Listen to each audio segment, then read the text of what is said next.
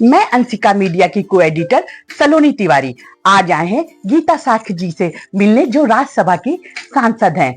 उनसे मिलकर उनकी जर्नी के बारे में हम जानेंगे कि। धन्यवाद सलोनी जी। आप समझते हैं कि जब महिला घर से बाहर निकलती है तो तमाम परिस्थितियों का सामना करना पड़ता है, और खासतौर ग्रामीण अंचल से। तो मैं एक ग्रामीण अंचल से निकली हुई हूँ। आज भी मैं गांव में रहती हूँ, और मेरा कभी ये उद्देश्य नहीं रहा कि मैं राजनीति करूं। मेरा शुरू से ये रहा है कि उन लोगों को, ऐसे लोगों को जिसको जिस चीज की आवश्यकता है और उनका कोई सहयोग नहीं कर रहा, तो उनको, उनके साथ उनका सहयोग करके उनको आगे बढ़ाए, और उनके लिए जो भी सुविधाएं सरकार की है उनको उपलब्ध करा के उन तक मतलब सरकार की दी जाए। यही मेरा उद्देश्य था। तो आपका राजनीति में कोई पहले बैकग्राउंड नहीं था, आप एकदम से कैसे आई राजनीति में? मैं राजनीति में आना ही नहीं चाहती थी। मुझे राजनीति से बहुत दूर दूर रहती थी, पर मैं उस समय पढ़ाती थी, कोचिंग चलाती थी।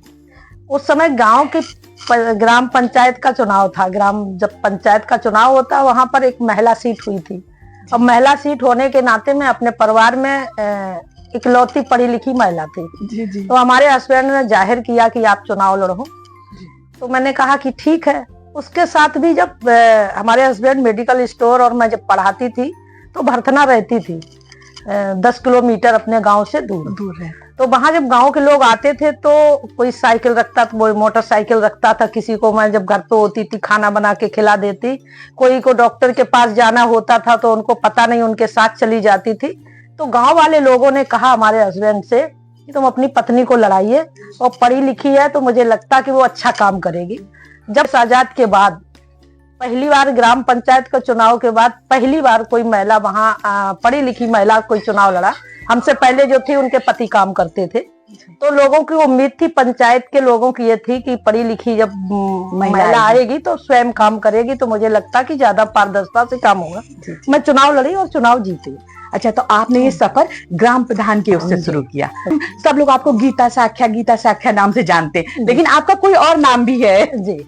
हुआ क्या, मेरा नाम घर का गीता था। जी।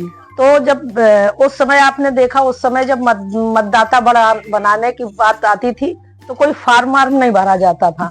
गांव में कोई अध्यापक आता था, बैठ जाता, तो गांव वालों ने, किसी ने गीता लिखा दिया, उसी से वोट बन गया। और जब ग्राम प्रधान बन गई तो उससे फेमस हो गई। लेकिन शिक्षा मेरी सारी चंद्रप्रभा नाम से हुई। अच्छा। हाँ, आपका सर्टिफिकेट नेम चंद्रप्रभा है। जी, इसीलिए आप गीता और चंद्रप्रभा हुआ, संशोधन करा के। अच्छा, तो ये आप अपने गांव में आप महिला प्रधान बनी, तो महिलाओं को बहुत खुशी हुई होगी कि कैसे मैं क्या करेंगी।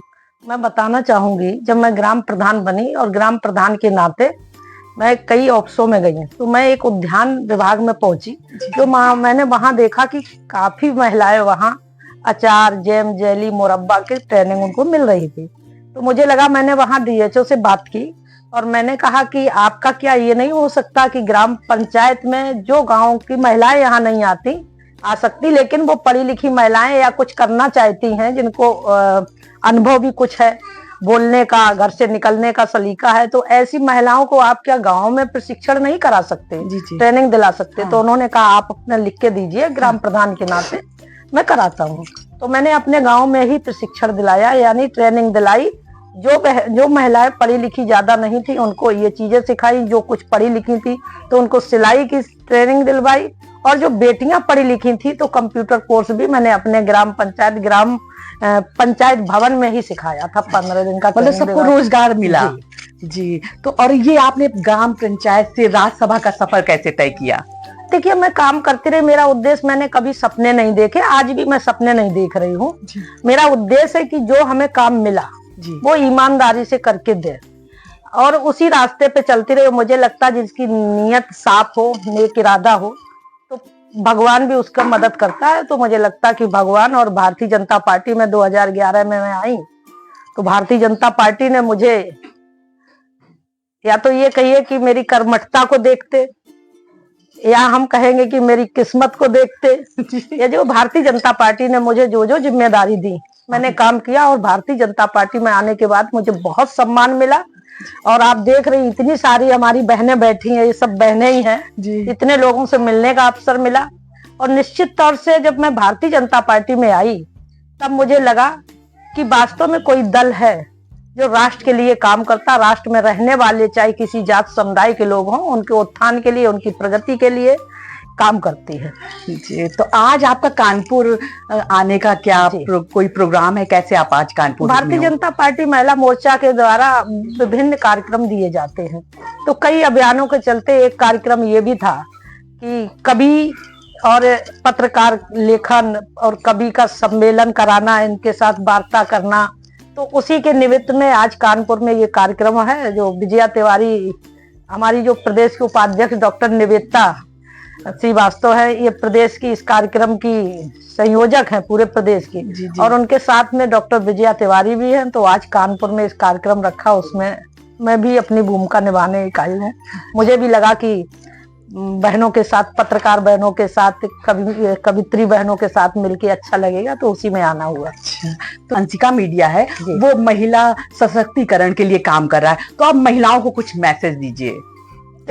मैसेज क्या, मेरा मानना है कि जो भी महिला है, जिस महिला को काम करने का अपना हुनर है या घर से बाहर निकलने की जिसकी चाहत, उनको लगता है कि घर के साथ साथ बाहर की मैं जिम्मेदारी भी निभाऊं, तो निश्चित तौर से मेरा मानना, आपने भी पढ़ा होगा, वैदिक काल से देख लीजिए, वैदिक काल में किस तरीके से राम राज्य था, महिला और पुरुषों में भेदभाव नहीं था। मुगल काल, मध्यकाल जब आया, महिलाओं के साथ शोषण हुआ, बच्चियों के साथ शोषण हुआ, उसके बावजूद भी महिलाएं निकली। आपने देखा होगा, चाहे चांद बीवी, रजिया सुल्ताना, झांसी की रानी, यानी ऐसी अनेकों हमारी मातृ शक्ति आई विदुषी, जिन्होंने एक ऐसा संदेश छोड़ के गई कि उनके मार्गदर्शन पे हम लोग चल रहे हैं। तो निश्चित तौर से महिला को, मेरा मानना, व्यक्तिगत मेरा विचार है कि महिला को अपना नारित्व बचा के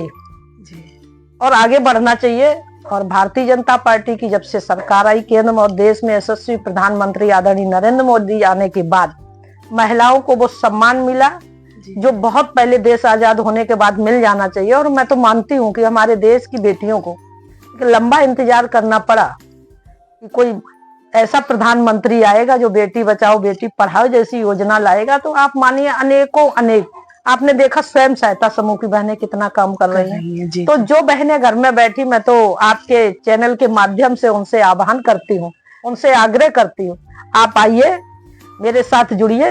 राष्ट्र में मोदी जी तैयार बैठे, उत्तर प्रदेश में योगी जी ने जिस तरीके से महिलाओं को सुरक्षा के लिए, बेटियों की सुरक्षा के लिए, स्वावलंबन के लिए जो काम किया है, तो निश्चित तौर से, और मेरा मानना है कि जो बहन अपनी जो योग्यता रखती है, तो और जब महिलाओं को अवसर मिला है तो उन्होंने अपनी योग्यता को प्रमाणित भी कराने का काम किया है।